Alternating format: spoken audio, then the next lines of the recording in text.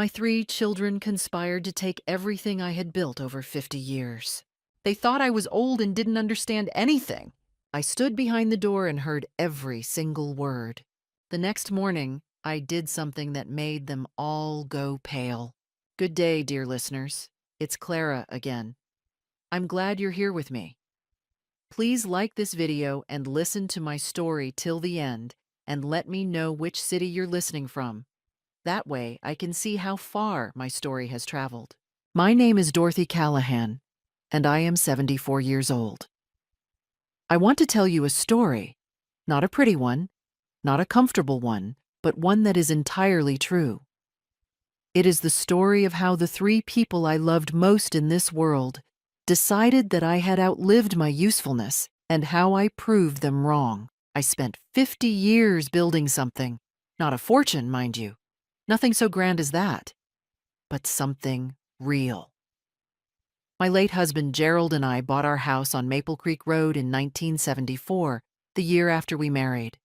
We paid for it slowly, painfully, with Gerald's salary from the machine shop and my income from the elementary school, where I taught 2nd grade for 31 years. We raised our children in that house. Linda, the oldest, then Robert, then Patricia, the baby. We replaced the roof twice, the furnace once, repainted the shutters every decade. Gerald planted the oak tree in the backyard the year Robert was born. That tree is now 46 years old, taller than the house itself. Gerald died in 2019. Heart attack. Sudden. On a Tuesday morning in March. He was 71. We had been married 46 years. After he was gone, the house felt enormous, every room an echo. But I did not consider leaving it. That house was my life. It was the last place I had been truly, completely happy, and I was not ready to surrender it. My children were attentive at first. They called regularly. Linda drove up from Richmond every few weeks. Robert, who lived only 20 minutes away in Fairfield, stopped by on Sundays. Patricia, the youngest, called from Denver every Saturday morning. I was grateful. I told myself, look at what Gerald and I raised. Good people, loving people. The first warning sign, if I am being honest, came about 8 months after Gerald's funeral. It was subtle. So subtle that I dismissed it at the time. Linda mentioned, very casually, over coffee at my kitchen table, that she had spoken with a financial advisor about estate planning for older parents. She said it warmly, with that lovely Richmond smile of hers. She said she only wanted to make sure I was protected. I thanked her. I did not think twice about it. The second sign came that winter. Robert suggested I might be happier in a senior community. He had brochures. He had printed them, organized them into a folder, labeled with sticky notes. He had done research. He presented it the way a salesman presents a product. Gently, but with clear preparation. I told him I was fine. He nodded and put the folder away. But his eyes lingered on the walls of my living room, the way a buyer's eyes linger at an open house. Patricia began calling less on Saturdays and more on Tuesdays. The same day each week, always asking the same questions. How was I feeling? Any dizziness? Any confusion? Had I seen Dr. Marsh recently? Her concern felt scripted in a way I could not quite name. By spring of last year, the 3 of them were visiting together more often, which had never been their habit before. They would gather in the kitchen while I was resting, speaking in low voices. I told myself they were coordinating, the way adult children coordinate, dividing responsibilities. I told myself this because I wanted it to be true. Then came the night I found out the truth. It was a Thursday in April. I had gone to bed early with a headache, but I could not sleep, and around 10 o'clock, I came downstairs for a glass of water.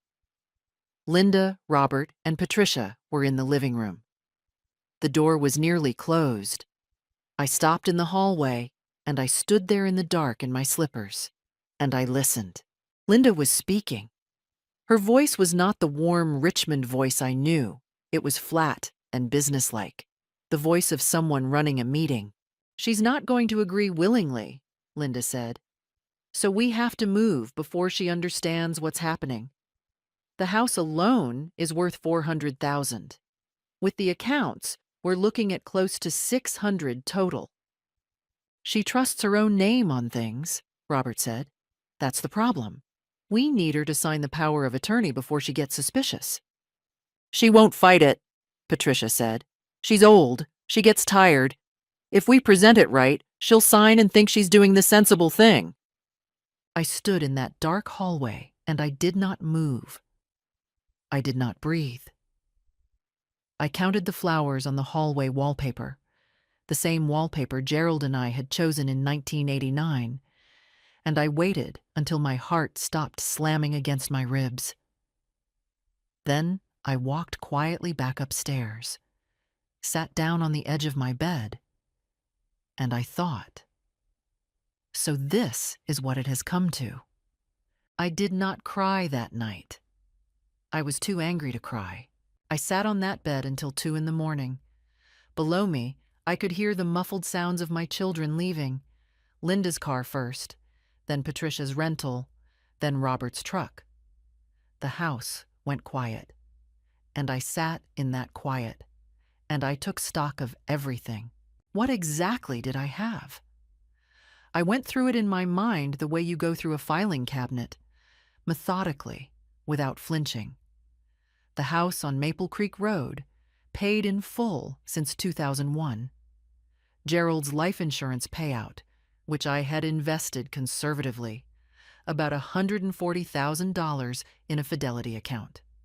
My teacher's pension, modest but steady, just over $1,800 a month. A savings account with roughly $42,000. My car, a 2018 Honda Accord. Gerald's woodworking tools in the garage, which I had kept because I could not bear to part with them. A small collection of jewelry. Nothing spectacular, but sentimental, and worth perhaps $8,000 or $9,000 at appraisal. $600,000. That was what Linda had said. Close to $600 total. She had counted my life like a grocery bill, and the power of attorney. That was what frightened me most. A durable power of attorney signed in a moment of tired compliance would give whoever held it the legal authority to manage my finances, make decisions about my property, even arrange for my care. It was the key to everything. If I signed it, believing, as Patricia had said, that I was simply doing the sensible thing, they could move money, sell the house, place me somewhere comfortable and out of the way, and there would be very little I could do about it afterward. I am a retired school teacher, not a lawyer. But I had lived 74 years, and I had not done so by being a fool. The fear came in waves that night. It was not a sharp, dramatic fear. It was the cold, creeping kind, the kind that settles in your bones. These were my children. Linda had been a colicky baby, and I had walked her for hours in the dark.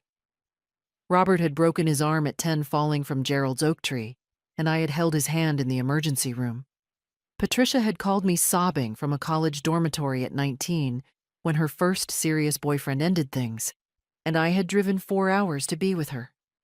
These were people I had held, people I had bled for, in the quiet, ordinary way that mothers bleed. And they had sat in my living room and discussed how to take everything from me. By the time the first light came through the curtains, I had made my decision. I was not going to run. I was not going to confront them in a panic and give them the opportunity to reassure me and regroup. I was going to be smarter than they expected a tired old woman to be. I had one immediate advantage. They did not know I had heard them. My first instinct was to call someone, a friend, a neighbor. But I stopped myself. Any conversation could be reported back. Linda, in particular, was friendly with my neighbor Cecile, who lived 3 doors down and had a sympathetic ear and a loose tongue. No, I needed to be careful. I needed to think before I spoke.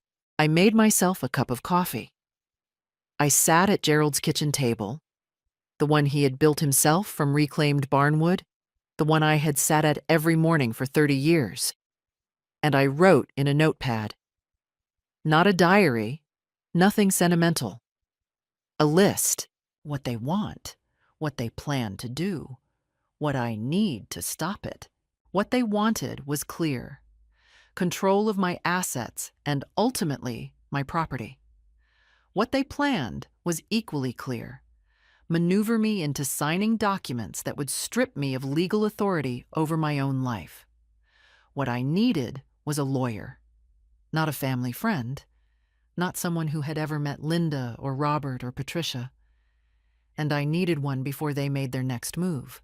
I also needed to know what I was dealing with legally.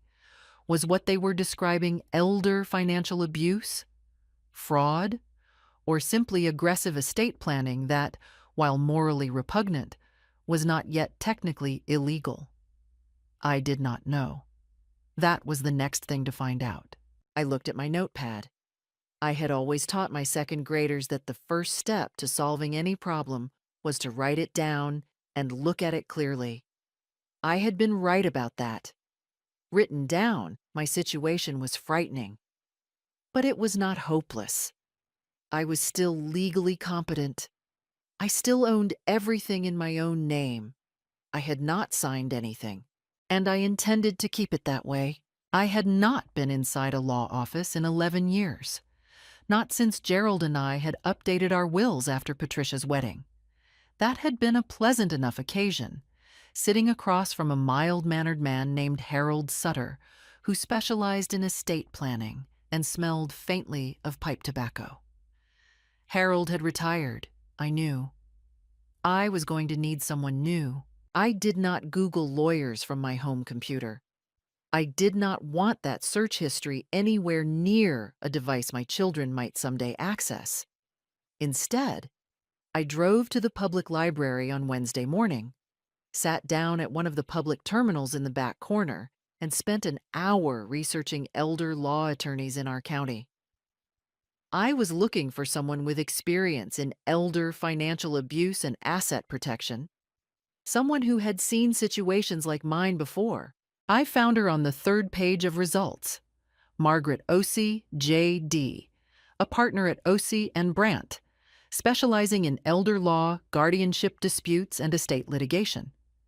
Her firm was in Millbrook, 22 miles from Maple Creek Road, far enough that it was unlikely any of my children would drive past and see my Honda in the parking lot. Her reviews mentioned phrases like fierce advocate and doesn't back down. I wrote her number on a slip of paper, folded it into my coat pocket, and drove home. I called from my cell phone, parked in the far corner of the Kroger parking lot, engine running. Margaret Ossie's assistant answered. I explained that I needed a consultation urgently, that I was a 74-year-old woman with concerns about family members attempting to gain unauthorized control of my finances. The assistant put me on hold for 90 seconds. When she came back, she gave me an appointment for Friday at 10. In the 2 days before that appointment, I noticed the first signs that my children were beginning to sense a shift in atmosphere, though they could not have known why.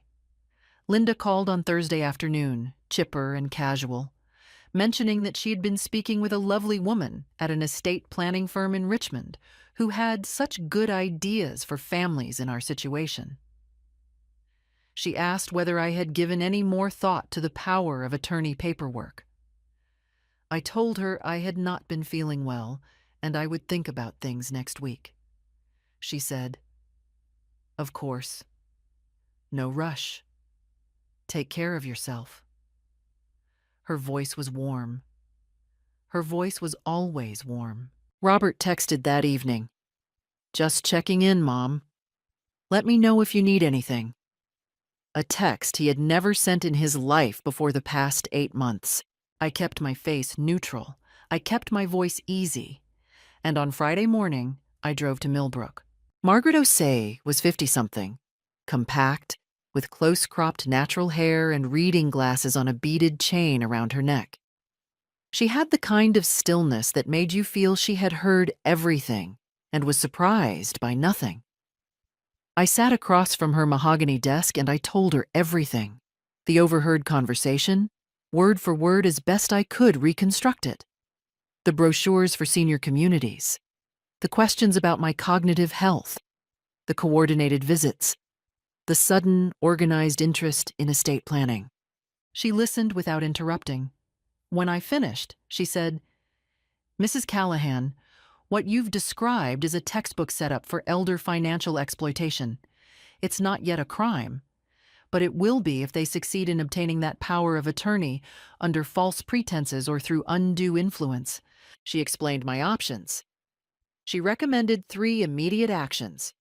First, she would draft a new will, one that explicitly reflected my current wishes and was witnessed and notarized outside any family involvement. Second, she would help me establish a revocable living trust, which would place my house and accounts under managed terms that could not be easily altered by anyone I did not explicitly authorize. Third, she strongly advised that I document everything, all conversations, all texts, all voicemails, and keep those records somewhere outside my home. I left her office 2 hours later with a folder of intake paperwork and the first solid ground I had felt beneath my feet since April. That same afternoon, I received the first direct evidence of my children's plans. And it arrived not through eavesdropping, but through an entirely ordinary mistake. Patricia, who sometimes muddled her contacts, sent me a text, clearly meant for Linda. It read, "She hasn't signed anything yet. R says she seemed distracted on the phone. We need to move faster. Should we call Dr. Marsh and mention the confusion episodes?" I read it 3 times. Then I took a screenshot. Then I forwarded it to Margaret Osei's email. Confusion episodes. There were no confusion episodes. But if they could plant that idea with my physician, suggest to Dr. Marsh that I was showing signs of cognitive decline, it could become the foundation for a legal argument that I lacked capacity to manage my own affairs. That was the play. That was the whole play. I sat in my car in the Kroger lot again. It had become my thinking spot, that far corner by the cart return, and I breathed slowly and steadily. I thought, now I understand exactly what I am dealing with. The trust documents took 10 days to finalize. During those 10 days, I lived a quiet double life. On the surface, I was the same mother I had always been, answering calls, responding to texts, accepting Robert's Sunday visits with coffee and pound cake from the bakery on 5th. Underneath, I was working. Margaret had connected me with a fee-only financial advisor named Charles Webb, a calm, methodical man in his 60s who helped me reorganize my accounts. We moved my Fidelity investments into the Living Trust. The savings account was retitled. Margaret drafted the new will, which named not my children, but my niece, Carolyn, Gerald's brother's daughter, a level-headed woman of 48 who lived in Asheville and had no stake in my estate beyond whatever I chose to give her, as executor. I also updated my healthcare proxy to name Carolyn rather than Linda, who had held that designation for 12 years. I did all of this quietly, in offices 20 miles from home, paying with a check drawn from an account my children had no knowledge of. A small account I had maintained at a credit union since the early 90s, a relic of the years when I had kept a small household fund separate from our joint account. Gerald had known about it. My children had not. It held about $6,000, more than enough. The moment everything came apart in their direction was a Tuesday in May. Linda called in the morning with a document attached to an email. A power of attorney form, pre-filled with my name, asking me to simply review and sign in front of a notary she had conveniently arranged at a location near my home. Her email explained that this was just a precaution, completely standard for someone your age. Nothing to worry about. She included a note from Robert at the bottom endorsing the idea, and a short paragraph from Patricia saying how much peace of mind it would give the family. I forwarded the email to Margaret. Then I called Linda and said very calmly that I had been thinking about estate matters myself and had already made some arrangements. I mentioned, also calmly, that I had retained an attorney. The pause on the other end of that call lasted approximately 4 seconds. In those 4 seconds, I could almost hear the machinery of Linda's composure seizing up. "An attorney," she repeated. "Yes," I said. "Margaret Osei, in Millbrook. Very capable woman." Another pause. "Mom, that seems... I mean, we're family. You don't need to get lawyers involved in family matters." "I think I do," I said pleasantly. "She's helped me get everything sorted out very nicely." Linda said she had to go. She hung up. Within 48 hours, all 3 of them were at my door. They arrived on a Thursday evening, uninvited. Linda knocked. She had never knocked before, had always let herself in, which told me she was already on uncertain footing. I opened the door and looked at 3 faces arranged in a tight, coordinated concern.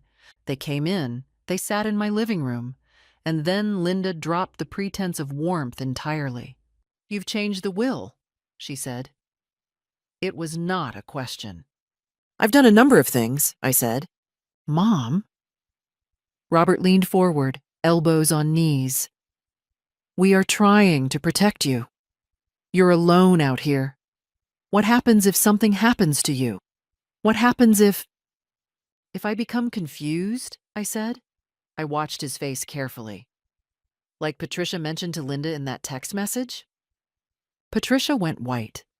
And in that moment, that single clarifying moment, every remaining doubt I had ever felt dissolved completely. What followed was not a pleasant conversation. Linda accused me of being manipulated by strangers with financial interests. Robert said that Carolyn, whom he barely knew, had no business being involved in our family. Patricia cried, which had always been her most effective weapon and which now landed like rain on stone. I sat in Gerald's armchair and I listened, and when they had finished, I said, "I understand you're upset, but what you were planning is not going to happen. If anyone contacts Dr. Marsh with false information about my cognitive health, Margaret will know about it within the hour. If anyone attempts to file any legal document on my behalf without my explicit written consent, I have already spoken with her about next steps." The room went very quiet. They left. They did not slam the door, which surprised me. Linda paused on the porch and turned back with an expression I had never seen on her face. Something that was not anger exactly, but the close cousin of it. Something humiliated and calculating. After they drove away, I locked the door and sat down in the kitchen. My hands were trembling slightly. I was 74 years old, and I had just confronted my 3 children with their own plan to rob me. I poured myself 2 fingers of Gerald's bourbon, the good bottle I kept on the top shelf, and I drank it slowly. I gave myself 3 days. 3 days of not answering calls beyond a brief text to say I was resting. 3 days of walking in the backyard, sitting under Gerald's oak, reading novels, watching old films. I had earned those 3 days. The enticement came on the 5th day. Linda sent flowers. Not just any flowers. She sent a large arrangement from Hillcroft Florist, the same shop where Gerald had ordered my birthday bouquets for 40 years. Stargazer lilies and white roses, my favorites. The card read, "We love you, Mom. We're sorry things got tense. Can we start over?" All 3 names were signed. I put the flowers on the kitchen table and looked at them for a long time. They were genuinely beautiful. And that was precisely the point, wasn't it? They knew my preferences, my soft places, the memories attached to certain flowers from a particular shop. They were not sorry. They were recalibrating. A day later, Robert called. His voice was low and gentle, the voice he used when he wanted something. I had recognized it since he was 14. He said he had been doing a lot of thinking. He said he realized they had gone about things the wrong way. He said he only wanted to know that I was taken care of. He floated, almost as an afterthought, the idea of a family meeting. Just the four of us, no attorneys, keeping it in the family. "I'll think about it," I told him. I said it with warmth. I had no intention of thinking about it.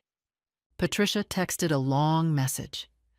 Very long, the kind she sent when she was working through guilt or performing guilt and could not easily be interrupted. She spoke of her childhood, of memories in that house, of how much she missed her father. It was, I admit, beautifully written. Patricia had always been the most talented of the three, and somewhere in the middle of it, between the memory of Christmas mornings and the note about missing Gerald's voice, was a gentle suggestion that perhaps I should consider simplifying my arrangements, that the trust and the new will might be creating unnecessary complications for the family. Simplifying. What a word to choose. I read the message twice, filed it in a folder on my phone that I had labeled plainly documentation, and sent it to Margaret. What I needed now was not legal advice. I had that. What I needed was the kind of support that doesn't come from attorneys or financial advisors, the kind that comes from people who know you and do not want anything from you. I called my friend Beverly. Beverly Hutchins and I had taught third and second grade side by side at Crestwood Elementary for 19 years. She was 71, still sharp as a tack, and she had lost her own husband 4 years before me. I drove to her house on a Wednesday afternoon and sat in her kitchen, which smelled of coffee and the oatmeal cookies she made every week, and I told her everything. Beverly listened the way only old friends listen, without surprise and without drama. When I finished, she put her hand over mine on the table and said, "Dorothy, I need you to hear me. What they're doing has a name, and you are handling it exactly right." She was not the only one I reached out to. My neighbor, Frank DeLuca, 76, widower, former contractor, sharp eyes, and not much patience for nonsense, had noticed the increased traffic at my house and quietly asked if everything was all right. I told him enough that he understood. Frank said he would keep an eye on things. He meant it practically, and I was grateful for the practicality. At church that Sunday, First Methodist on Greenbrier, where Gerald and I had attended for 30 years, I spoke briefly with Pastor Ann Cortland after the service. I did not give her details, but I told her I was going through a difficult family situation and would appreciate her prayers. She held my hands, looked me steadily in the eye, and said, "Dorothy, you are one of the strongest women I know. Trust yourself." I drove home with the windows down, even though it was cool, because I needed the air on my face. I thought about what it meant to have people, real people, people who remembered you before you became a problem to be managed. Beverly, Frank, Pastor Ann, Margaret, Charles. I was not alone. I had not been alone this whole time. I had simply forgotten to look up from my fear long enough to see who was standing beside me. They came on a Saturday afternoon in June, 11 days after the flowers and the phone calls and Patricia's long text message. All three, again. Linda brought a coffee cake from the bakery. My bakery, the one on 5th. Robert held the door for her, and Patricia carried a small arrangement of sunflowers. They had dressed well. They had prepared. Standing on my porch in a row, they looked like a photograph from a family calendar. Warm, coordinated, wholesome. It was an impressive production. I had to give them that. I had known they would come. Beverly had warned me. They'll try once more to do it nicely before they escalate or give up entirely. Be ready. I let them in. I made coffee. I set out plates for the cake because I was still their mother, and some habits are older than betrayal. We sat in the living room, the same living room where, 2 months ago, I had stood in the dark hallway and heard my life being divided up like furniture at an estate sale. I sat in Gerald's armchair. They arranged themselves on the sofa and the love seat, close together, a unified front with a veneer of warmth. The sunflowers Patricia had brought sat in a vase on the side table, bright and cheerful, entirely out of place. Linda opened. She was very good at opening. "Mom," she said, setting her mug down with deliberate care, "we've all had time to reflect, and we want to say that we understand why you felt frightened. We handled things clumsily. We came on too strong. But our intentions, our real intentions, have always been about love and protection." She paused. She waited for me to fill the silence with reassurance, the way I had filled silences for 50 years of motherhood. I did not. "The trust," Robert continued, picking up the thread smoothly. "They had rehearsed this. I could feel the seams of it. It's actually quite limiting. Did Margaret explain all the implications? There are tax situations and long-term care scenarios that a trust can complicate. We've spoken to a specialist, and he agrees that a simpler arrangement would actually protect you better." A specialist. They had hired a counter-expert. They had spent money on this. The calculation behind that decision told me everything I needed to know about how much they still believed they could win. "We just want what's best for you," Patricia said softly. Her eyes were moist. They were always moist when she needed them to be. "We're your children. We've known you our whole lives. Some attorney you just met doesn't know you the way we do. She doesn't know how Dad used to finish your sentences or how you still sleep on your side of the bed even though he's gone. She doesn't know you, Mom. We do." It was a beautiful appeal. Patricia had always been the most talented of the three, and she brought that talent to spoken manipulation as naturally as breathing. She was using the most intimate details of my grief as a crowbar. I felt it land. I will not pretend I did not. And then I watched the feeling pass, the way you watch a cloud cross the sun, and the sun is still there when it's gone. I looked at my 3 children, this woman of 51, this man of 48, this woman of 45, and I thought about what it had cost them to come here and say these words. They had swallowed a great deal of pride for this performance. They had coordinated their clothes, their gifts, their arguments, hired a specialist, which meant the prize still mattered enough to swallow all of it. "I appreciate you coming," I said. "I appreciate the coffee cake. And I want you to know that I have heard everything you've said." Linda's shoulders dropped slightly with relief. Premature relief. The kind that comes from confusing silence with agreement. "But I'm not going to change my arrangements," I continued evenly, without raising my voice. "Not the trust, not the will, not the executor. Margaret has reviewed everything thoroughly, and I am satisfied." The warmth in the room curdled instantly, like watching ice form over a pond, visible and swift. Robert set his mug down too hard. Linda's jaw tightened. Patricia's moist eyes dried with a speed that confirmed what I had suspected about them. "Mom," Linda said, and the Richmond voice was gone now. Something flatter and harder underneath it. "Do you understand that if something happens to you, a fall, an illness, Carolyn would be making decisions about your care? Carolyn, who visits twice a year. Is that what you want? A stranger making decisions while we're left standing outside? I have a healthcare proxy and an advance directive, I said. Margaret prepared them. Carolyn has copies.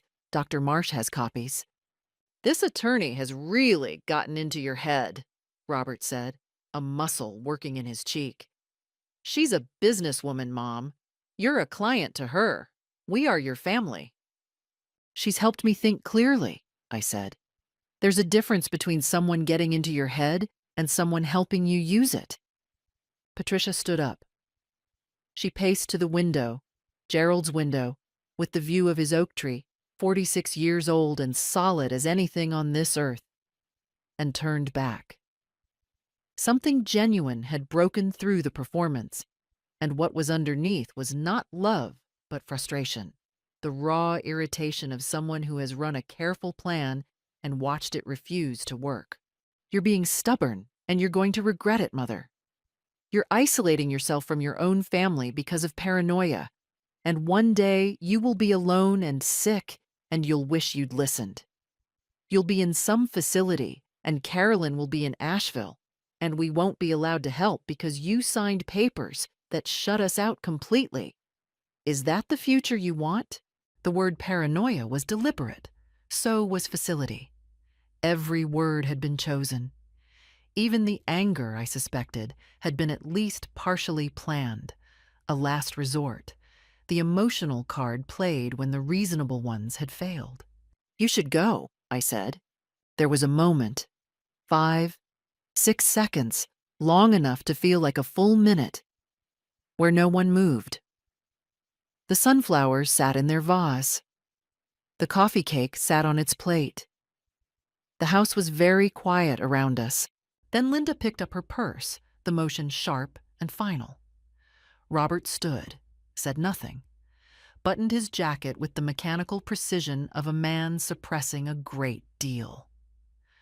Patricia stayed by the window a moment longer, looking at me with frustrated fury mixed with something that might, in a different family, have been grief. Then she walked out without another word. I sat in that armchair after they left and felt, for the first time, something unexpected. Fear. Not of them exactly, but of the future Patricia had described. Alone, sick, isolated. It was a vicious image, planted with surgical precision, because she knew me well enough to know exactly where to press. But here is what fear, when it is honest, can do. It can clarify.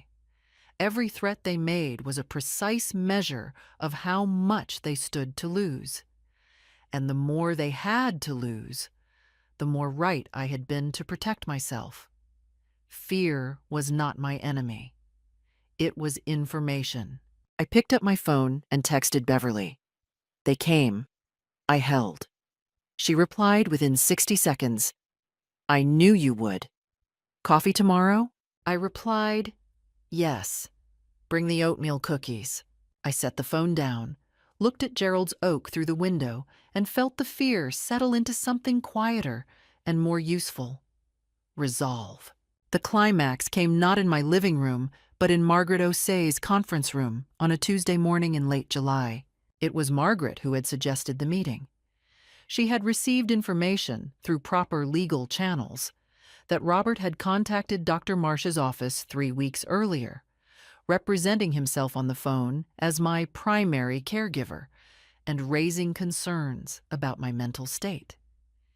He had used that phrase, cognitive episodes. He had suggested that I might be making decisions inconsistent with my best interests. Dr. Marsh's office, to their considerable credit, had not acted on the call, but they had documented it, and Margaret had obtained that documentation. Additionally, Patricia's misdirected text message, combined with 2 subsequent voicemails Linda had left me in which she referenced the need to move things along before it gets legally complicated, had given Margaret enough to formally advise my children, through a certified letter, that she was representing me and that any further attempts to interfere with my legally established financial arrangements or to misrepresent my cognitive status to medical professionals would be met with appropriate legal action. The certified letter had produced a furious response from Linda, who had hired an attorney of her own, a man named Garrett Powell, whose practice was in Richmond and who specialized, his website informed me, in family estate matters. She had sent me a letter through Powell suggesting that my newly established instruments, the trust, the will, might be challengeable on grounds of undue influence, specifically implying that Margaret had manipulated a vulnerable, elderly client. Margaret had read Powell's letter and described it without expression as an overreach. She had then suggested that we invite all three of my children, along with Powell if he chose to attend, to a meeting. They came. I arrived at Margaret's office 20 minutes early. I had dressed deliberately. My navy wool blazer, the one I wore to parent-teacher conferences for 30 years. The one Gerald always said made me look like someone who had already decided the outcome of any argument before it began. I sat in the conference room and looked out the window at the parking lot and watched their cars pull in, one by one. Linda's silver Volvo first, then Robert's truck, then the rental Patricia had taken from the airport. They stood briefly together in the parking lot before coming in, a small, instinctive huddle, and I watched them and felt nothing except a calm, clear readiness. Powell was a large, confident man in his mid-50s with silver cufflinks and the practiced ease of someone accustomed to intimidating rooms. Linda sat to his left, composed. Robert was to her right, quieter than I had seen him. The kind of quiet that comes from someone who knows the ground is less solid than it was. Patricia sat at the end of the table, and she had the expression of a person who has been arguing for months and is running low on conviction. Margaret sat across from them. I sat beside Margaret. Margaret opened by placing 3 documents on the table. The first was the documentation from Dr. Marsh's office, the record of Robert's call, with the date, the time, and a summary of what had been said. Robert looked at it. He did not speak. He reached for his water glass, then seemed to think better of it, and put his hand flat on the table instead, as if steadying himself. The second document was a transcript, prepared by a transcription service, of Linda's 2 voicemails. Margaret had played the voicemails themselves into a recording device during a call to my phone, with my knowledge and consent, in a state where one-party consent is legal. Linda's face, reading the transcript, was the color of old chalk. She turned to Powell and said something very low. Powell touched her arm briefly, the gesture of a lawyer telling a client to be quiet. The third document was Patricia's misdirected text, printed and certified. Powell leaned over and spoke quietly to Linda. Linda shook her head once, sharply. "What your clients have described as concern for their mother's welfare," Margaret said, her voice level as a carpenter's rule, "is, in the documented record, a coordinated effort to establish false grounds for a competency challenge, in advance of attempting to obtain power of attorney and control of Mrs. Callahan's assets. The text message alone establishes premeditation. The call to Dr. Marsh's office, with your client identifying himself as her primary caregiver, which he is not, legally or practically, may constitute fraudulent misrepresentation to a medical provider." Powell started to speak. Margaret raised one hand, very slightly, and continued. "Mrs. Callahan's estate instruments are sound. She had a complete cognitive evaluation by Dr. Marsh 6 months ago, at my recommendation, which found her fully competent. The evaluation is on record. Any challenge to the trust or the will on grounds of incapacity or undue influence will fail, and it will fail expensively." She looked at Powell. Powell looked at his cufflinks.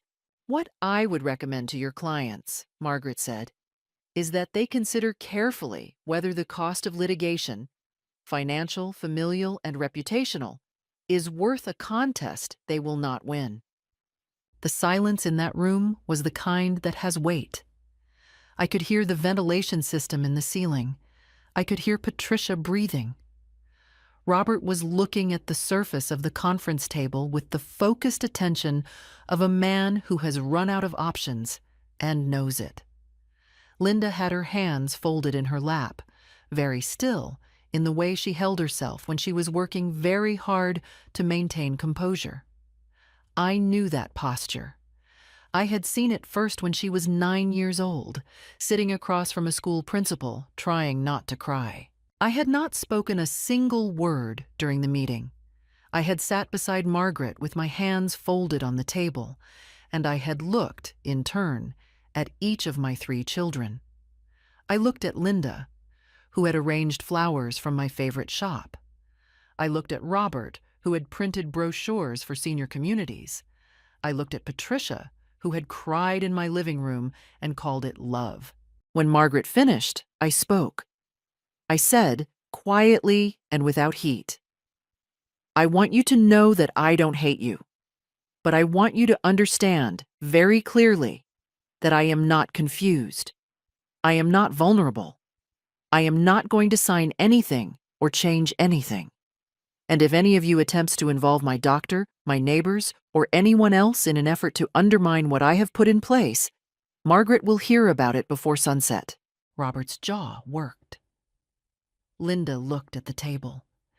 Patricia pressed her lips together and looked at the window. Gerald's oak would not have been visible from this room, but she looked toward where trees might be, the way people look away when they have nothing left to say. Powell gathered his papers. He said he would need to consult further with his client. He said it in a way that meant the meeting was over. It was over. Garrett Powell withdrew from the case within 3 weeks of that meeting. Linda received his letter on a Thursday, forwarded it to Robert and Patricia, and called me, I was later told by Carolyn, from her car in a parking garage, where she cried for half an hour. I do not know what she cried about. Her losses, her exposure, her own reflection, perhaps all 3. I was not there. I was in my garden, staking tomatoes, my hands in the soil, the late afternoon sun warm on my back. It was, I remember thinking, a very good afternoon. Powell's withdrawal letter cited, in formal language, an unfavorable evidentiary landscape and limited grounds for challenge. What that meant, translated from legal into plain English, was this: the documentation Margaret had assembled made any legal contest not merely difficult, but essentially unwinnable. Robert's call to Dr. Marsh's office, Patricia's misdirected text, Linda's voicemails. Together, they did not merely fail to establish incapacity. They established the opposite, a pattern of deliberate misrepresentation by my children, which would have been far more damaging to their position than helpful to it if the matter ever reached a courtroom. Without legal representation willing to pursue a challenge that the documentation had effectively foreclosed, my children had no mechanism. The trust stood. The will stood. Carolyn remained executor.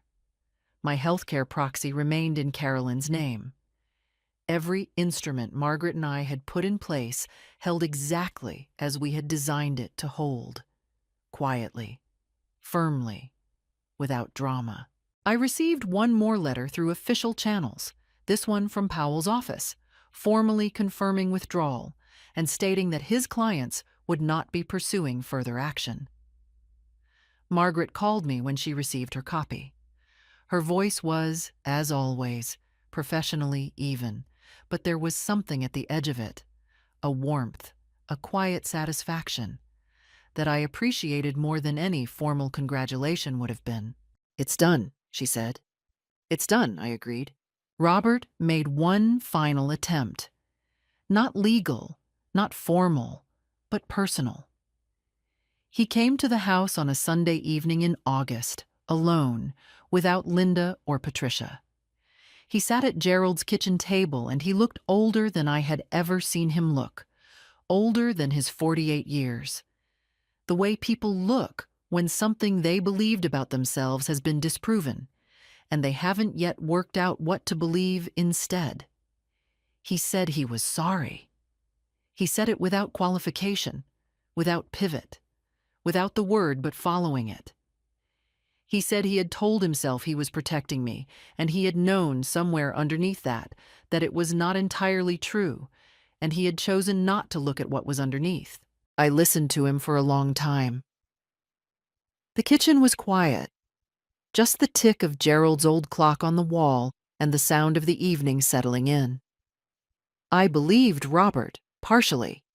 He had always been the most conflicted of the three, the one most capable of a certain kind of honesty when cornered by it, the one who had occasionally, over the years, called me simply to talk, not because he wanted something, but because he was lonely or uncertain, and I was his mother.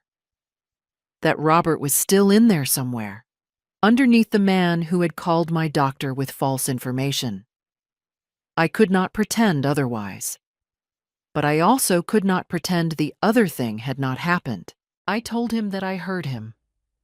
I told him that I did not know yet what our relationship would look like going forward, and that he would have to live with that uncertainty for a while, because I was not prepared to reassure him before I was ready. He needed to understand that his remorse, however genuine, did not erase what had been planned. What would have happened to me, to this house, to everything Gerald and I had built, if I had not stood in that dark hallway on a Thursday night in April and listened? He nodded. He left. It was the most honest conversation we had had in years, possibly ever. I stood at the kitchen window and watched his truck disappear down Maple Creek Road, and I felt something complicated. Not forgiveness, not quite, but the first loosening of the knot that had been in my chest since spring. Linda did not call or visit for 4 months. When she finally called, in December, she was polite and surface level and did not mention any of it. I responded in kind. We spoke about her garden and the weather in Richmond. It was the beginning of something, not forgiveness exactly, but a form of civility that might, over time, if she chose to tend it honestly, grow into something more. Patricia was the hardest. She sent a card in September, a brief, formal card, the kind you send to an acquaintance, that said only, "I hope you are well, Mom." I sent one back that said the same. It was not enough, but it was something to work from if she ever chose to do the work. The most important outcome, the one that mattered practically and permanently, was what had been secured. The house on Maple Creek Road was held in trust, protected, outside the reach of anyone who might claim I had given it away in a moment of confusion. My accounts were structured. My will was clear. My healthcare decisions were in the hands of someone I trusted and who had no financial stake in the outcome. Margaret sent me a final bill in October. I paid it, happily, completely, without a moment's hesitation, and sent her a handwritten note that said simply, "Thank you for taking me seriously." She sent back a card. It read, "You took yourself seriously first. That's why it worked." I kept that card on the mantle, next to the photograph of Gerald and me on our 25th anniversary. Standing in front of this house, in front of the oak tree that was then only 23 years old and not yet taller than the roof. Every morning, making my coffee, I looked at that card. And every morning, it said the same true thing. That autumn was one of the best I can remember. I planted a new flower bed along the south side of the house, something I had been putting off for 3 years. And Beverly came over 2 Saturdays in a row to help me dig. We made a mess of Gerald's old gardening gloves and laughed about it. Frank DeLuca repaired my back fence and accepted a loaf of cranberry bread instead of payment. Pastor Ann and I began meeting for coffee on the first Wednesday of every month, which became something I looked forward to with unreasonable fondness. I signed up in January for a watercolor class at the Millbrook Community Arts Center. I had not painted since before Gerald died. I was not good at it. My water tends to run, and my color sense, according to my instructor Priya, is exuberant. I did not mind being exuberant. Carolyn visited in February. She drove up from Asheville and spent 4 days, sleeping in the guest room, eating my cooking, walking with me in the evenings. She was easy to be with in the way that people are easy when they want nothing from you. On the last night, we sat at Gerald's table with a bottle of wine and talked until midnight.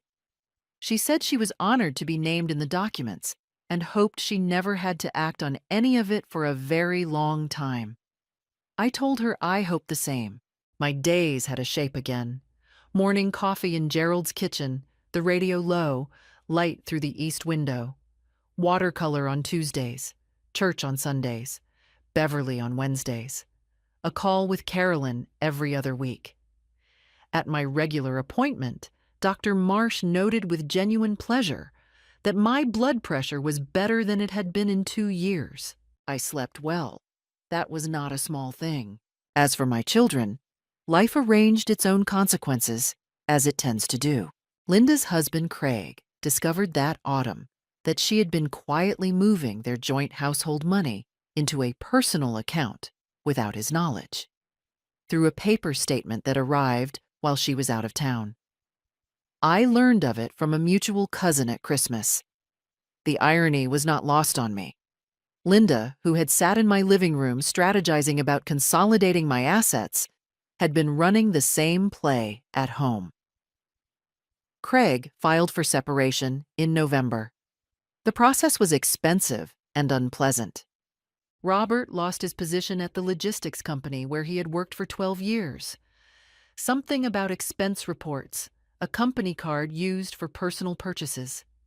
He called in February asking to borrow money. I declined gently and gave him the name of a financial counselor Margaret had recommended. He did not mention the money when he finally called again 2 months later. Patricia's unraveling in Denver was quieter. She had been passed over twice for an expected promotion, and her second serious relationship in 3 years had ended badly. I knew through Carolyn, who maintained a wider family correspondence than I did not reach out to gloat.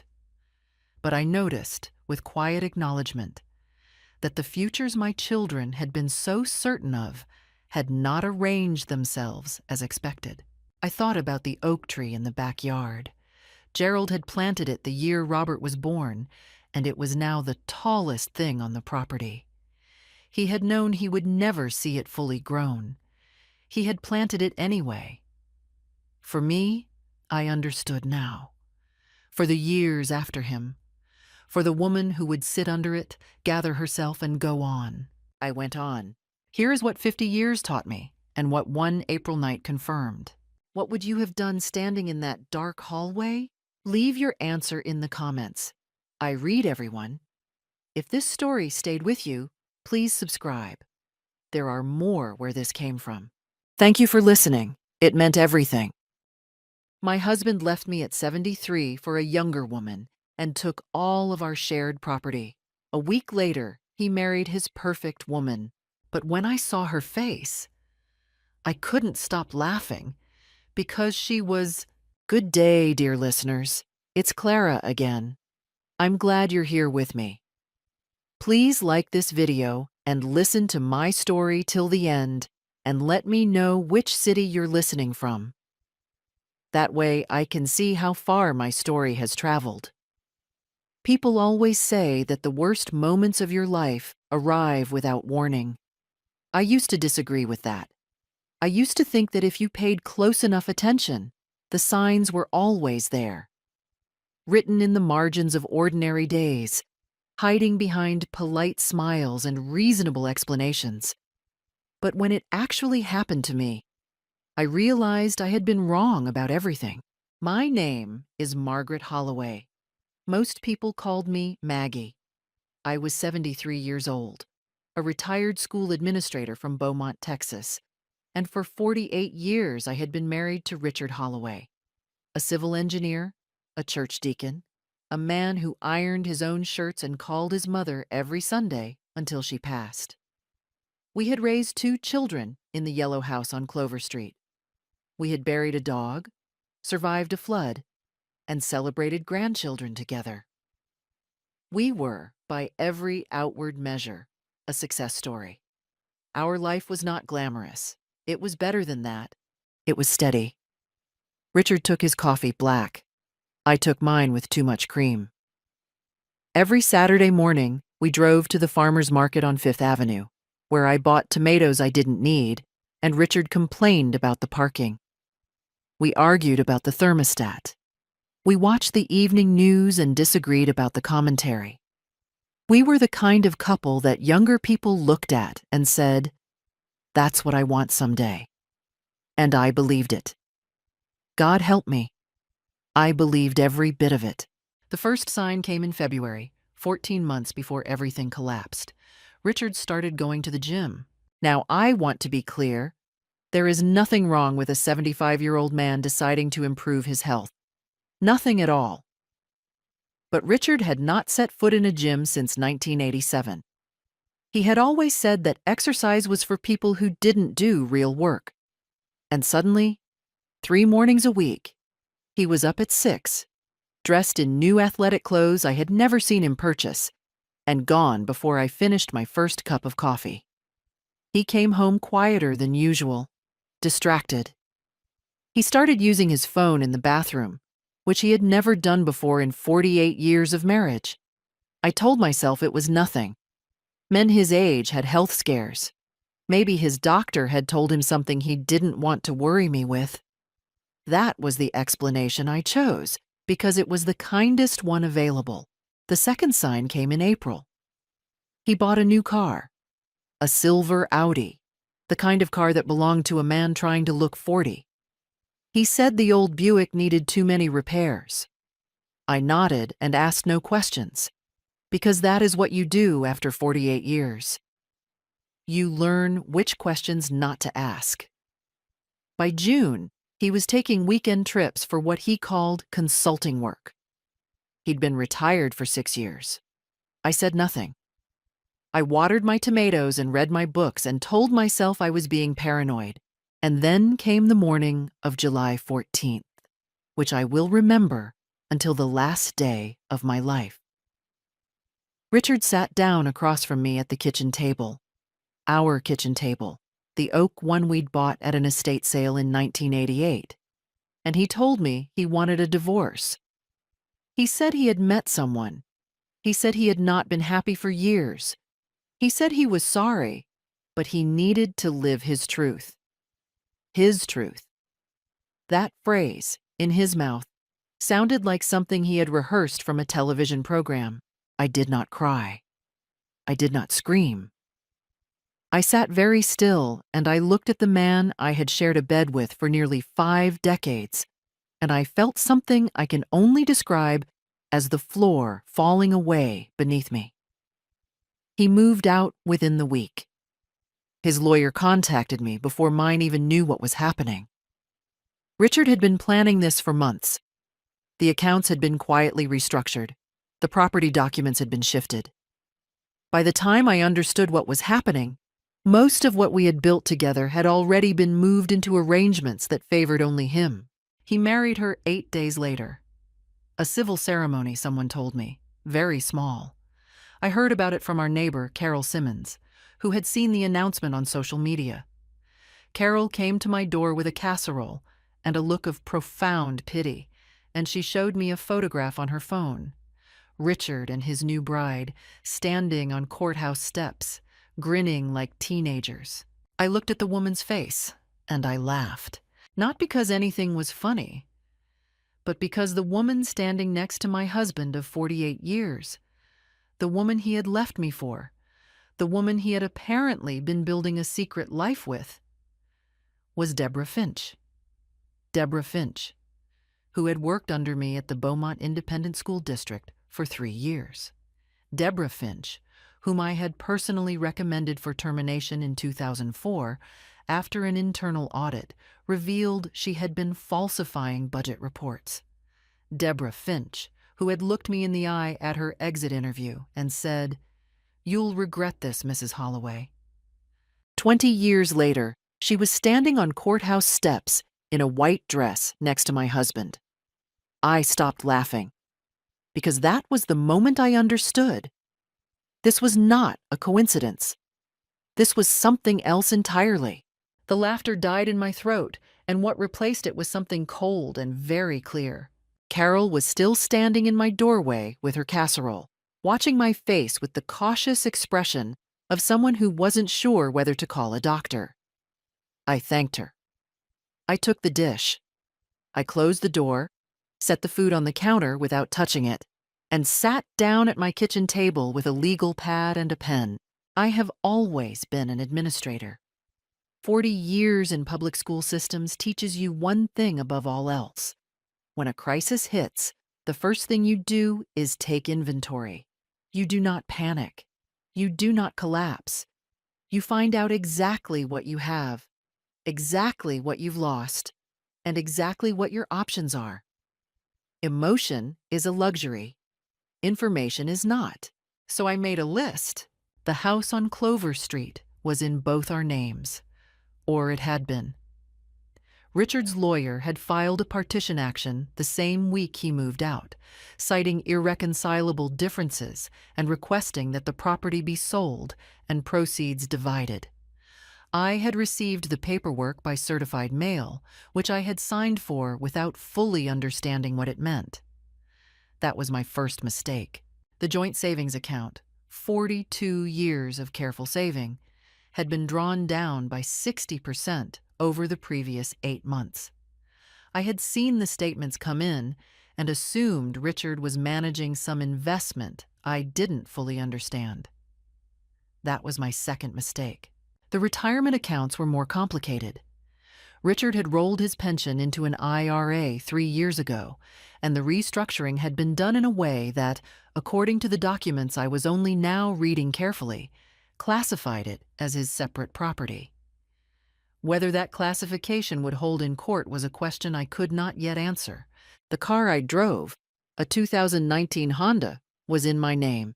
That, at least, was mine. The furniture, the artwork, the small antique pieces we had accumulated over decades. Richard had taken what he wanted when he moved out, and I had been too stunned to stop him. I sat at that kitchen table until midnight, reading every document I could find in the filing cabinet, making notes in the margins, and slowly understanding the full shape of what had been done to me. It had been methodical, patient.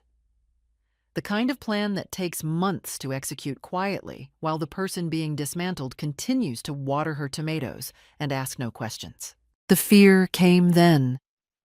Real fear, not the sharp, sudden kind, but the deep, settling kind that lands in your chest like a stone and stays there.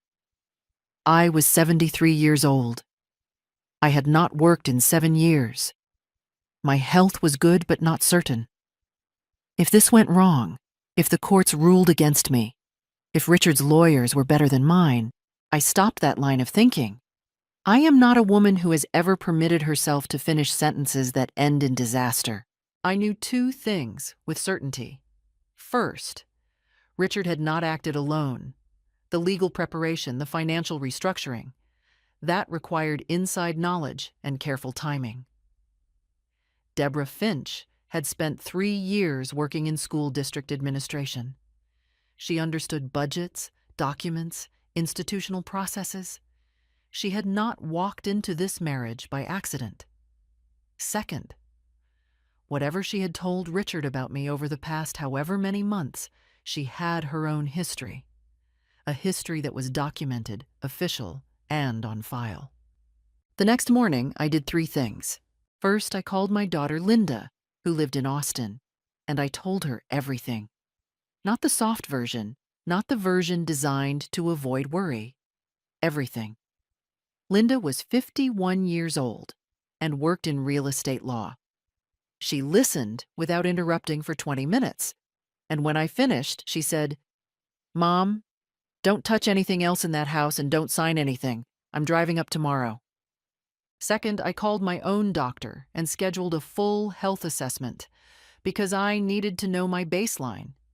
If this was going to be a long fight, and I was already certain it would be, I needed to know what I was working with physically.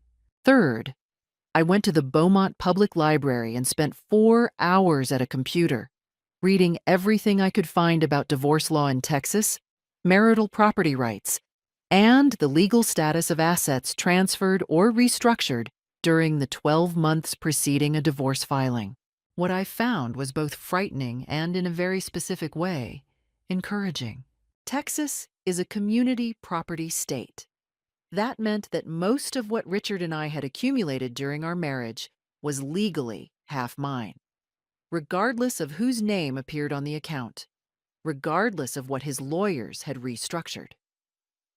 The 60% withdrawal from our joint account, if it could be shown to have been dissipated in anticipation of divorce, could potentially be treated as waste and counted against Richard's share of the settlement. The IRA reclassification might not hold under community property rules if the underlying funds had been earned during the marriage. Might, potentially, could be shown. I needed a lawyer, not a general practitioner, not a friend's recommendation. I needed the best family law attorney in Jefferson County, Texas, and I needed them before Richard's side moved another inch. I also needed something else, something I had already begun to think about on the drive home from the library. Deborah Finch believed she had erased herself from my life 20 years ago. She believed she was starting fresh, stepping into a wealthy man's world with no one who knew her past within arm's reach. She had forgotten that I kept records of everything. I always had. And sitting in my car in the library parking lot in the flat July heat of Beaumont, Texas, I reached into the back of my mind and retrieved a memory I hadn't visited in 2 decades. A manila folder, a signed letter, and a very specific set of dates that told a story Deborah Finch would very much prefer remained buried. I allowed myself one small, quiet smile. Then I started the car and drove home. Linda arrived on a Thursday morning with 2 overnight bags, a laptop, and the focused expression she had inherited from me. We sat at the kitchen table, the same table where Richard had delivered his quiet demolition, and went through every document together. Linda was methodical and calm in the way that only people who have spent years reading legal language can be calm. She flagged 3 items immediately: the partition filing on the house, the IRA reclassification paperwork, and a transfer of $23,000 from our joint account to a personal account in Richard's name alone, made 11 months prior, just inside the window, where it could be characterized as pre-divorce asset dissipation. "You need Walter Grimes," Linda said, closing the folder. Walter Grimes was a family law attorney in Beaumont who had practiced for 31 years and had, according to Linda's research, handled some of the most complex marital property cases in Southeast Texas. He was not inexpensive. "Book him," I said. We met with Walter the following Monday. His office was on the 3rd floor of a building downtown, quiet and deliberately unimpressive in the way that successful lawyers' offices sometimes are, as though the seriousness of the work required no decoration. Walter was a compact, gray-haired man with a habit of writing everything down by hand. He listened to my account without expression, asked 17 questions, and then said, "Mrs. Holloway, the IRA reclassification is going to be the centerpiece of this. If we can establish that the funds were acquired during the marriage and the restructuring was timed deliberately, we have a strong argument. The $23,000 transfer is useful, supporting evidence of intent. The partition on the house, that's beatable." "What's our timeline?" Linda asked. Contested property division in Texas can run 12 to 18 months, Walter said. Possibly longer if they fight hard. They'll fight hard, I said. He nodded. Then we plan for 18 months. I signed the engagement letter. I paid the retainer from the savings account that was still in my name alone. Money I had set aside over many years for reasons I had never fully articulated to myself, as though some quiet part of me had always known that self-reliance was not optional. I did not feel afraid in that office. I felt the particular calm of someone who has stopped hoping the situation will improve on its own and has decided to make it improve. That same week, I drove to the storage unit we rented on Highway 69, a unit I had maintained for years to hold seasonal items, old tax returns, the accumulated paper record of a long life.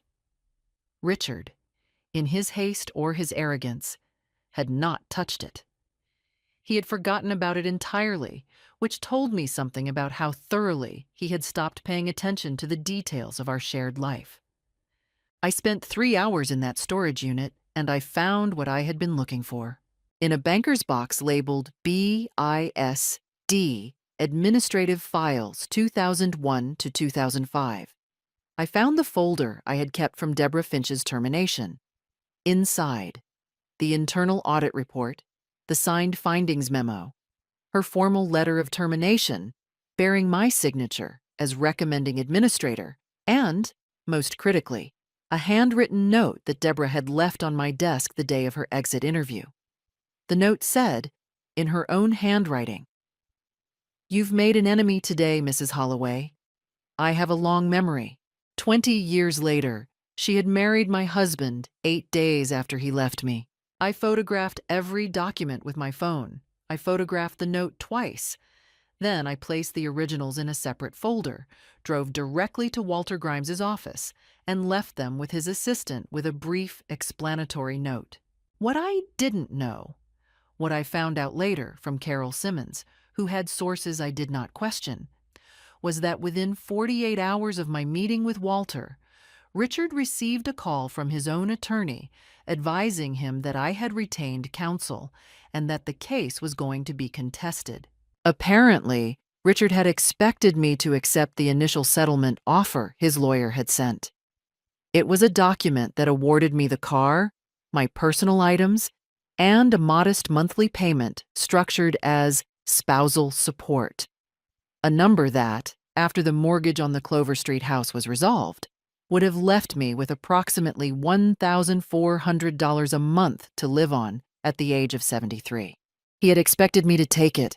The call from his attorney changed the atmosphere in that new apartment of theirs considerably, Carol told me. She had heard it from the building manager's wife, who had heard raised voices through the wall on a Tuesday evening. I thought about that as I drove home. I thought about Richard and Deborah sitting in whatever they were calling their home, recalculating. Deborah would understand, better than Richard, what contested litigation meant. She had been through institutional proceedings before. She knew how documents worked. She would be afraid of the storage unit if she even remembered it existed. She would be afraid of what I might have kept. She was right to be afraid.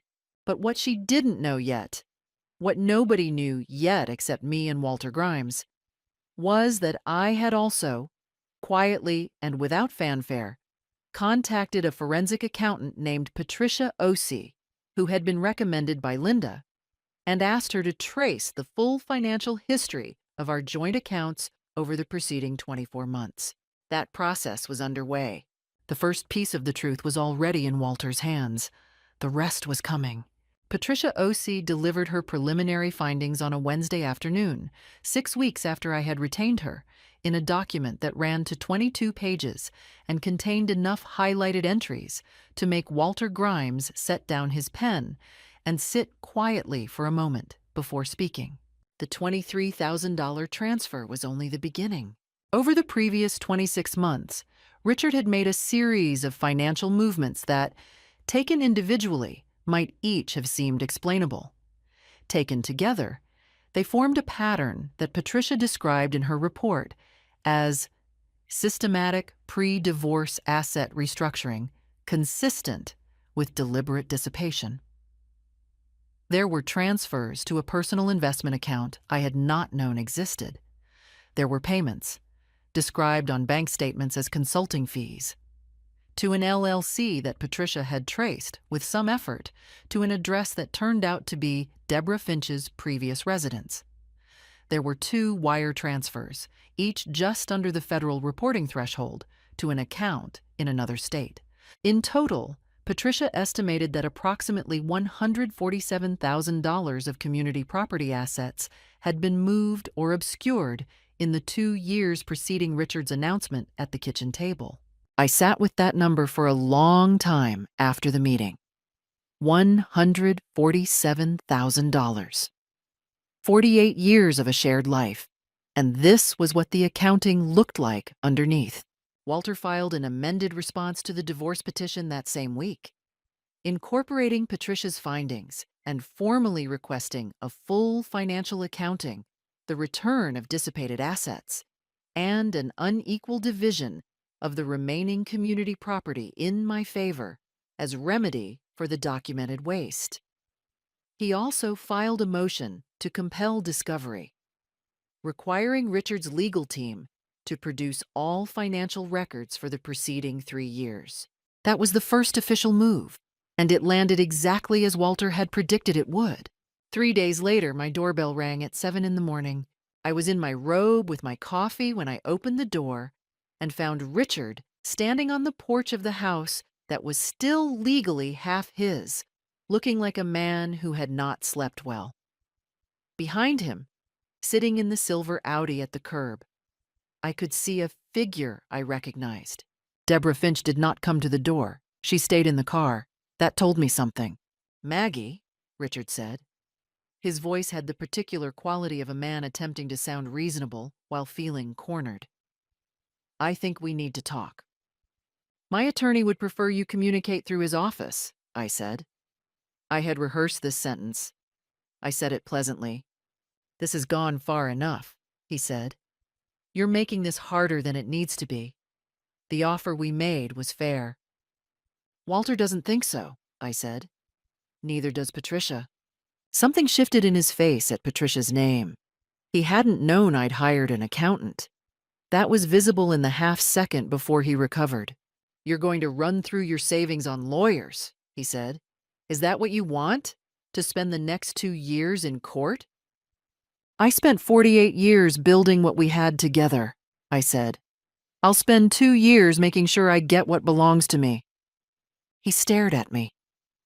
The Richard I had known for nearly 50 years, the reasonable man, the church deacon, the steady presence, looked back at me for just a moment, and then something else looked out through his eyes. Something that had been there for a while, probably, that I simply hadn't been willing to see. "You're being vindictive," he said. "I'm being thorough," I said. "Good morning, Richard." I closed the door. I stood in the hallway for a moment with my heart going faster than I would have liked. Then I went to the kitchen and refilled my coffee. The following morning, things escalated. I received a call from a number I didn't recognize. The voice was female, measured, and recognizable despite 20 years of distance. "Margaret," Deborah said, "I think it's time you and I had a direct conversation." "I don't believe we have anything to discuss," I said. "My attorney handles all matters related to the divorce." "This isn't about the divorce," she said. "This is about those files you pulled from your storage unit. I know what you sent Walter Grimes, and I want you to understand something. If you use those documents to cause problems for Richard's case, we will make certain information public that you would prefer stayed private." I let the pause stretch. "What information?" I asked, not because I was afraid, but because I wanted to hear how far she was willing to go. "There were complaints filed against you during your last 3 years at BISD, she said, "about your management style, about decisions you made.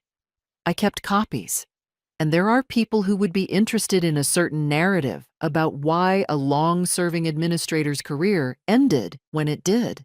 I had retired voluntarily, with commendations, after 40 years of service. The complaints she was referencing were two grievances, both investigated and dismissed, both on file, both publicly documented as unsubstantiated. Deborah, I said, you were terminated for falsifying budget documents. That is a matter of institutional record. What you're describing is an attempt to intimidate a party in active litigation. I'm going to let my attorney know about this call. She hung up. I sat down.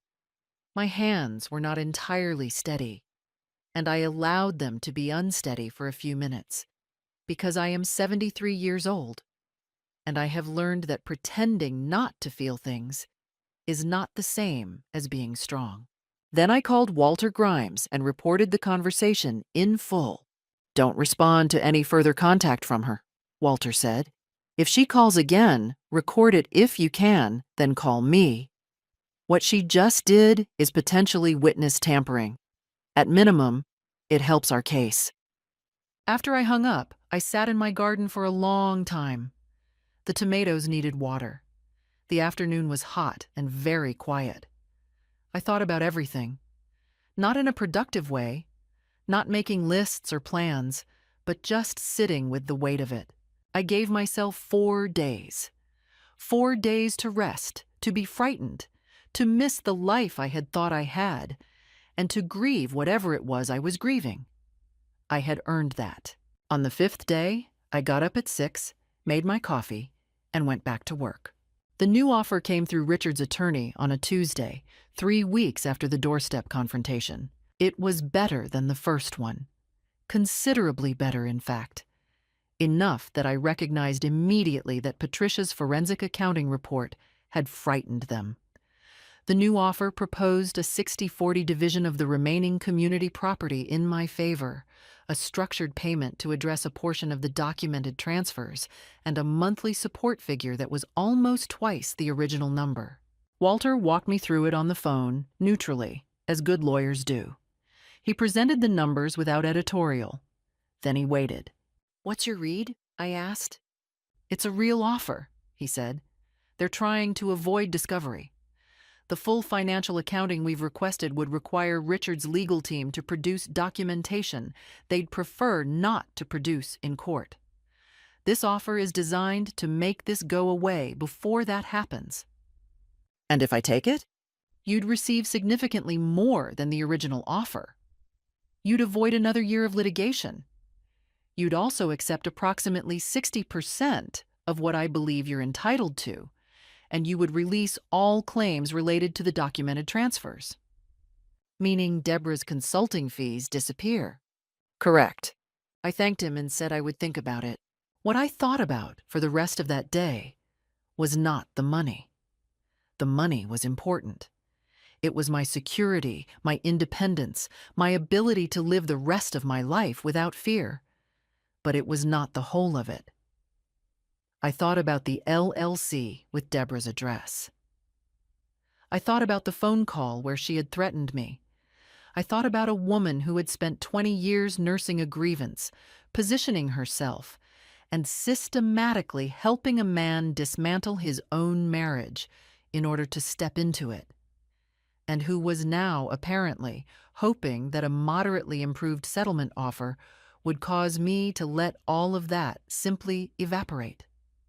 I thought about what it would mean to say yes, to take the money and go quiet, to let Deborah Finch win. I went to church that Sunday. Not something I did every week, but something I did when I needed to be somewhere that reminded me of the longer view of things. Afterward, in the parking lot, I ran into Reverend Gloria Tate, who had been pastor of our congregation for 12 years and who had known Richard and me as a couple for most of that time. She asked how I was. I told her the truth.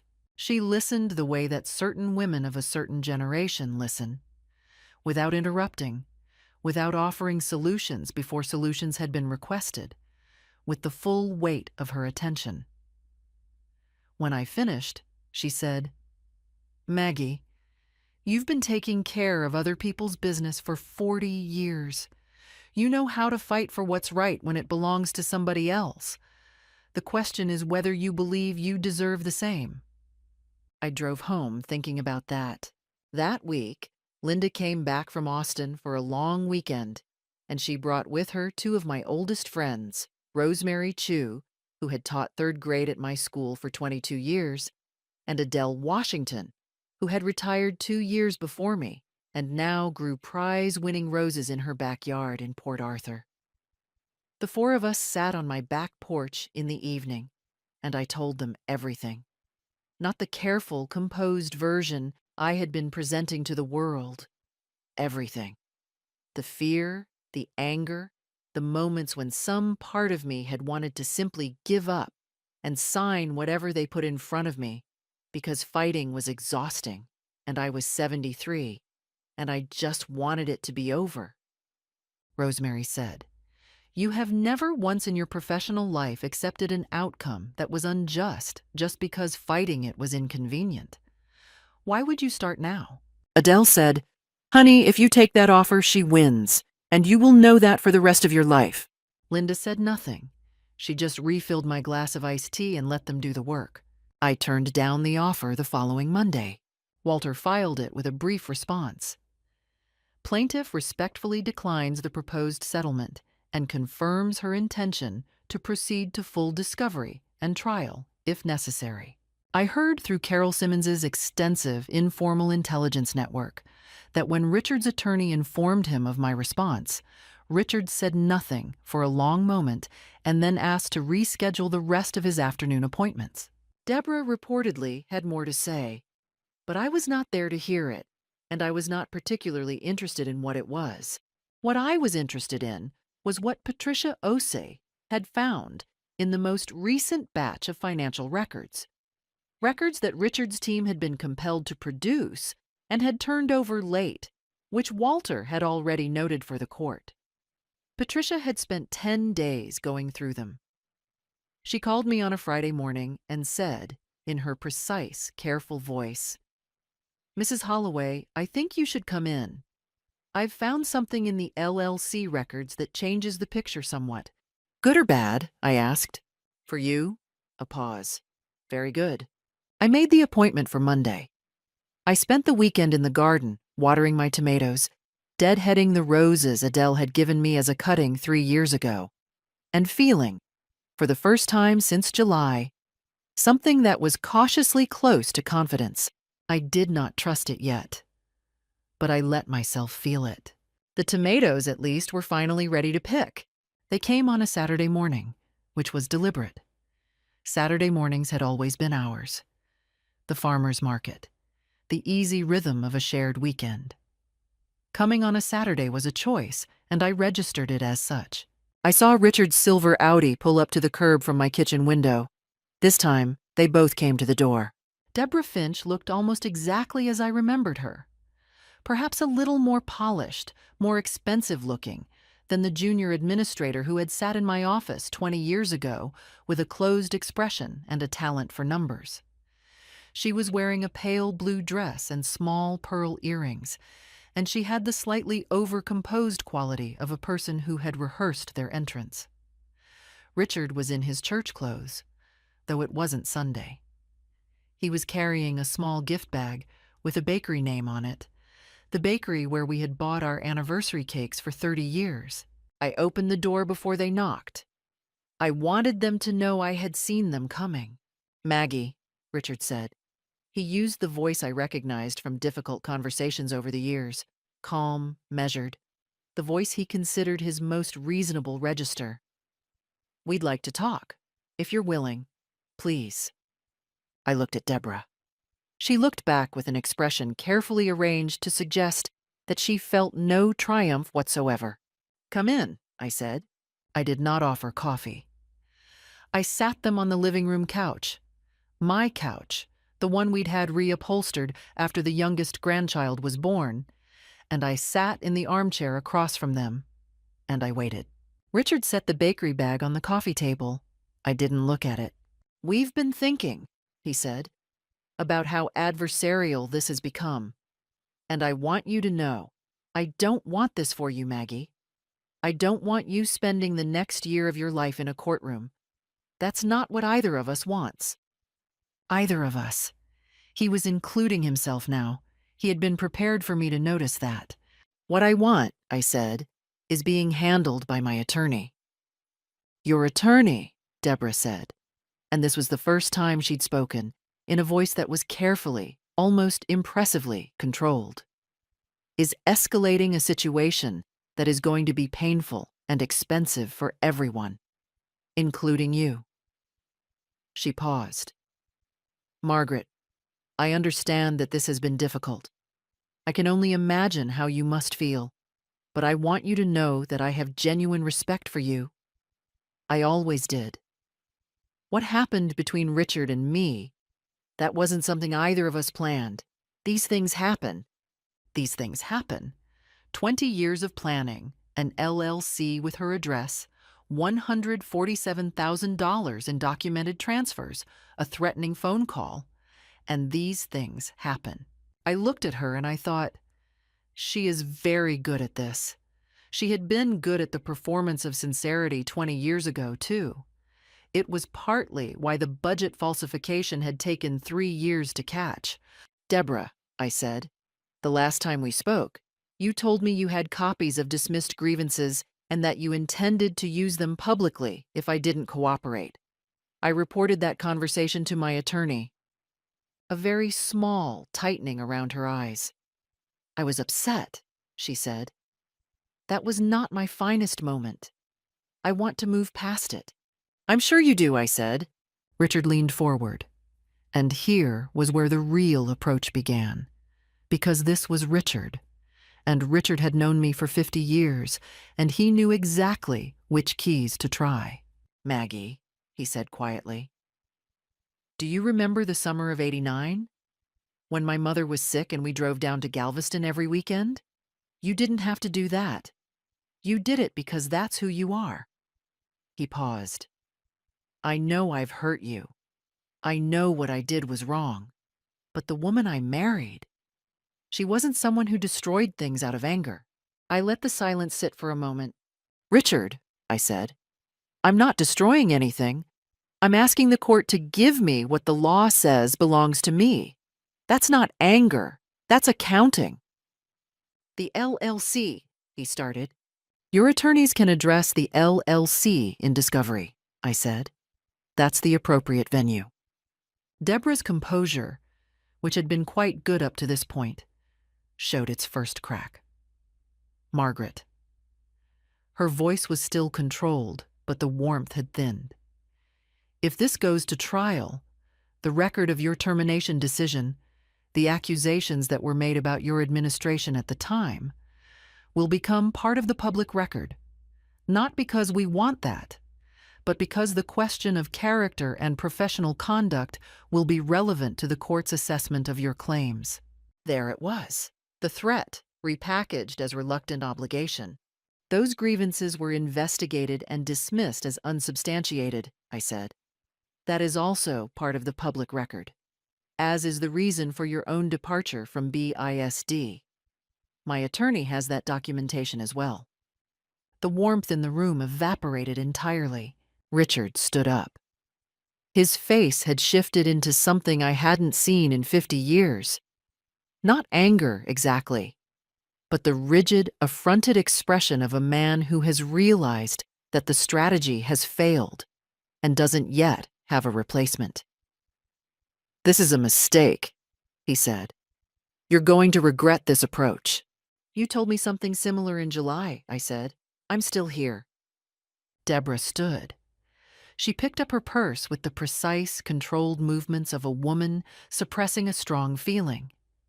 She looked at me one final time, and in that look, for just a fraction of a second, was the same expression I had seen in my office 20 years ago at the exit interview.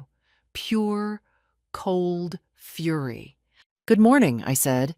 They left. The silver Audi pulled away from the curb with more speed than was necessary. I closed the front door and stood in my hallway. My hands were doing the thing they did, the faint tremor I had noticed since July, which my doctor said was stress-related and would pass. I pressed them flat against my thighs and breathed until it stopped. I was afraid. I will say that plainly because I think people who tell stories like this often erase the fear in retrospect, and that is dishonest. I was 63 years old. I'm sorry, 73 years old. And I was fighting people who were motivated, organized, and not above threatening me. And fear was a reasonable response to all of that. But the fear, when I examined it, had a quality I recognized. It was the same fear I had felt every time I walked into a difficult meeting, every time I had to make a decision that would upset someone powerful, every time I had recommended a termination, or denied an appeal, or stood on the unpopular side of an institutional decision because it was the right side. It was the fear that told me I was in the right place. I went to the kitchen. I put the bakery bag, unopened, in the trash. I called Walter Grimes and described the visit in full, including the renewed threat about the grievances. "Good," he said. "That's the second time they've used that as leverage. The pattern is useful." "What does Patricia's new information look like?" I asked. "She'll have the full report by Thursday," he said. "I think you're going to want to read it very carefully." I thanked him and hung up. I watered my tomatoes. I put a load of laundry on. I called Adele and talked to her for an hour about roses and grandchildren and nothing important at all. The fear was still there, but underneath it, steady and quiet, something else. Resolution, the kind that doesn't need to announce itself. The trial date was set for a Thursday in March, 8 months after Richard had sat across from me at the oak kitchen table and delivered what he had apparently assumed would be an uncontested departure. He had been wrong about that. Walter had spent 6 weeks preparing. Patricia's final report ran to 41 pages and included a timeline, annotated bank records, and a complete analysis of the LLC, which turned out to have been incorporated 2 years and 3 months before Richard's announcement, funded in part by transfers from our joint account, and used to pay for, among other things, a deposit on an apartment lease and 2 international trips that Richard had attended under the cover of professional conferences. The trips had been taken with Deborah Finch. I had the documentation. Walter had the documentation. The court would have the documentation. The morning of the hearing, I dressed carefully. I wore the gray suit I had worn to administrative reviews and difficult meetings for 30 years, not because it was my nicest outfit, but because it was the one in which I had always known exactly who I was. I drove myself to the Jefferson County Courthouse. Linda was waiting outside with Rosemary and Adele, who had driven from Port Arthur at 5 in the morning to be there. I hugged each of them. I did not cry. "You ready?" Linda asked. "I've been ready for 8 months," I said. The courtroom was smaller than people expect from television. Wooden benches, fluorescent light, the particular smell of institutional air conditioning. Richard and Deborah were already seated at their table when we arrived. Richard did not look at me when I walked in. Deborah did. Her expression was composed, but something behind it was working hard.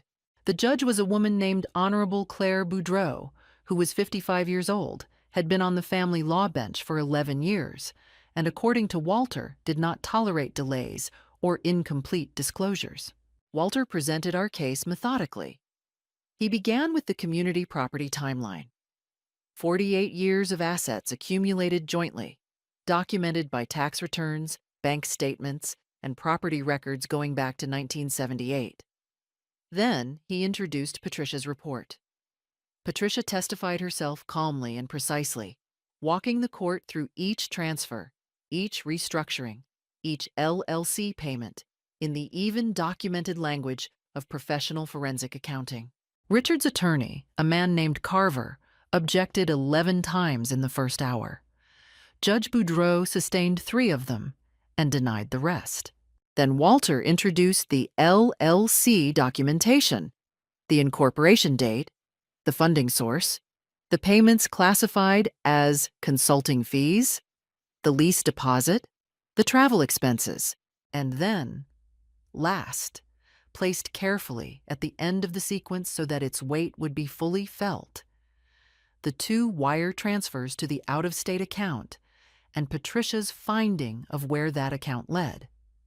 It led to a personal investment account in Deborah Finch's name, opened 14 months before the divorce filing. Carver requested a recess. Judge Boudreau denied it. In the recess that came at noon, I sat in the hallway with Walter and said very little. Through the glass doors, I could see Richard and Carver in conversation. I could see Deborah standing slightly apart from them, very still, in the way that certain people stand when they are calculating rather than feeling. When court resumed, Carver made a motion to introduce the BISD grievance record into evidence on the grounds of character relevance. Walter had anticipated this. He responded with a prepared brief. The grievances had been investigated and dismissed as unsubstantiated within the normal institutional process. Introducing them was prejudicial, irrelevant to property division, and, pointedly, that the opposing party's own departure from the same institution had involved substantiated findings of document falsification, which Walter was prepared to introduce as counter-evidence of character if the court permitted the comparison. Judge Boudreau looked at Carver over her reading glasses. "Counsel," she said, "I'm going to need you to help me understand what the relevance of administrative grievances from over 2 decades ago has to do with the division of marital property in this case." Carver began an explanation. It was not convincing. "Motion denied," Judge Boudreau said, and that was the moment. That was the moment where I watched Richard Holloway, who had spent 75 years being the most reasonable man in any room, lose the thread entirely. He leaned over to Carver and said something. Carver put a hand on his arm. Richard pulled his arm away. He stood up, actually stood up in the middle of proceedings, and said, loudly enough for the entire courtroom to hear, "This is a manufactured case. Those transfers were legitimate business decisions. I have a right to manage my own finances." Judge Boudreau looked at him with the expression of a woman who had been a family court judge for 11 years. "Sir," she said, "you will be seated." Richard sat. His face was the color of old brick. Deborah did not move. She was perfectly still, and in her stillness, I could see the very specific quality of a person who realizes, in real time, that the situation has escaped control, and who is deciding in that same real time whether to attempt to recover it or to cut their losses. She chose to remain still, which told me her calculation had reached its conclusion. I sat at my table with my hands folded and my face composed, and I thought of nothing in particular. I had said what I had to say. Patricia had said what she had to say. Walter had done his work. The documents were in evidence. There was nothing left to do but let the truth sit in the room and do what truth does when it has been properly arranged and there is nowhere left to move it. Judge Boudreau delivered her ruling 17 days after the hearing in a written decision that Walter read to me over the phone on a Tuesday morning while I sat at the kitchen table with my coffee going cold in my hand. He read for 22 minutes. When he finished, there was a silence. "Maggie," Walter said, "I have practiced family law in this county for 31 years. This is a very good ruling." It was more than good. It was complete. Judge Boudreau found that the preponderance of evidence supported the characterization of Richard's financial actions as deliberate pre-divorce dissipation of community property assets. The $147,000 in documented transfers, including the payments to Deborah's investment account through the LLC, were ordered to be remedied through an offset of Richard's share of the marital estate. The IRA reclassification was rejected.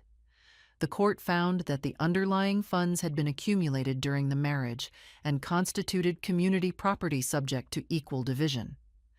The house on Clover Street was awarded to me outright, with Richard required to sign over his interest within 60 days.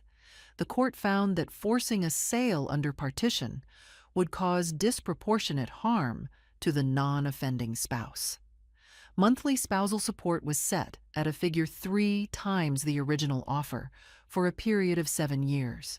Additionally, and this was the part that made Walter's voice carry a particular quality, Judge Boudreau's ruling included a specific finding that the LLC had been used as a vehicle for concealing marital assets, and she referred the matter to the appropriate authorities for further review regarding potential fraudulent transfer violations. That referral was not a criminal charge, but it was a formal flag on the judicial record in Richard Holloway's name. In Deborah Finch Holloway's world, that flag would follow them.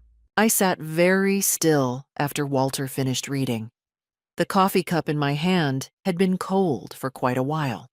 "What happens next on their end?" I asked. "Carver has 30 days to file an appeal," Walter said. "I think they'll file one. I also think they'll withdraw it within 60 days when they run the numbers and realize an appeal is unlikely to succeed and will cost more than the settlement they're trying to avoid." "And the referral?" "That's out of our hands," he said. "It'll go where it goes.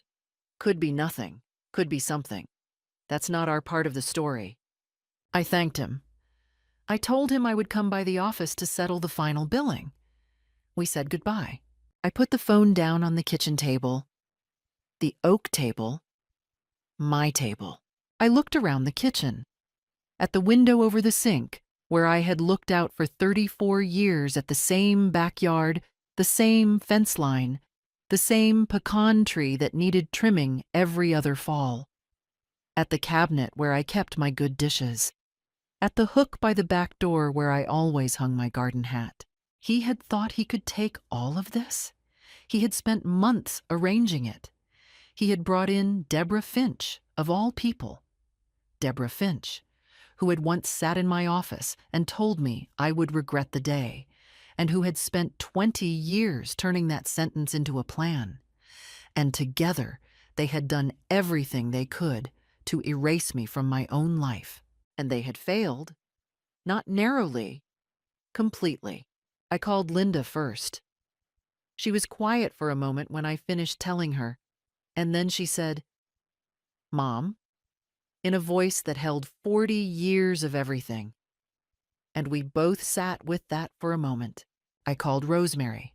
I called Adele. I called Carol Simmons, who immediately said, "I knew it, Maggie, I told you," with the satisfied emphasis of a woman who had been following the story closely. Then I put on my garden hat and went outside. The pecan tree needed trimming. The tomatoes needed turning. The roses Adele had given me were coming into their second bloom of the year, the deep red ones along the back fence, and they needed deadheading if they were going to keep going. I worked in the garden for 2 hours, alone, in the afternoon light, and I did not think about Richard or Deborah or $147,000 or any of it. I thought about the garden. I thought about what I would plant in the fall. I thought about whether to have Linda and the grandchildren down for Thanksgiving this year, and whether Rosemary could come, and what I would cook. The appeal was filed, as Walter had predicted. It was withdrawn 53 days later. The house on Clover Street remained mine. My life, the one I had built, the one that had been built around me without my knowledge, the one I had refused to let be taken, remained mine. That was enough, more than enough. It was, in fact, everything. The first autumn after the ruling was the most beautiful I can remember in a long time. Perhaps I was simply paying attention in a way I hadn't for years. I had the house repainted, the exterior, which had needed it for 3 summers. I chose the same yellow, but a shade brighter. When I came home and saw it in the afternoon light, I stood in the driveway for a full minute before going inside. Linda came for Thanksgiving with her husband and the grandchildren. Rosemary came, and Adele, and Carol Simmons, and Reverend Gloria Tate, who brought a sweet potato pie that disappeared in 11 minutes. Every seat at my dining room table was full. In January, I enrolled in a watercolor class at the Community Arts Center. I had no talent for it, but it turned out not to matter. Rosemary joined me, and we went every Thursday and once got gently reprimanded for disrupting the class. I was not untouched by what had happened. There were quiet evenings and heavy mornings. But those moments grew smaller and further apart, and eventually became simply part of the texture of a life that had changed. Not evidence of damage, just evidence of having lived a long time. As for Richard and Deborah, the financial remediation required by the court had cost Richard considerably more than the original settlement would have. Between the asset offset, the spousal support, and attorneys on two fronts, the resources he had spent 2 years quietly accumulating were substantially depleted. The silver Audi was sold within 6 months. Their relationship, from what reached me through Carol's network, had acquired a quality that could be described as pressurized. The shared project of dismantling my marriage had not translated smoothly into the ordinary business of a life together. I had observed this before. It is not uncommon. I bore them no particular malice. Malice is expensive, and I had better uses for my energy. What I felt was closer to the calm interest one feels watching a situation resolve itself according to its own internal logic. They had made their choices. The choices had made their consequences. And on a Thursday evening in late May, I sat on my back porch with a glass of iced tea and looked at my garden. The raised beds were full. Adele's roses were blooming along the fence. The pecan tree had finally been properly trimmed. It was a very ordinary evening, warm, quiet. I cannot tell you it was perfect. I can tell you it was mine. At 73, I learned that it is never too late to fight for what is yours. Not with anger, with preparation, documentation, and the willingness to stand still when someone wants you to run. What would you have done? If this story meant something to you, share it. Someone out there needs to hear it. Thank you for listening.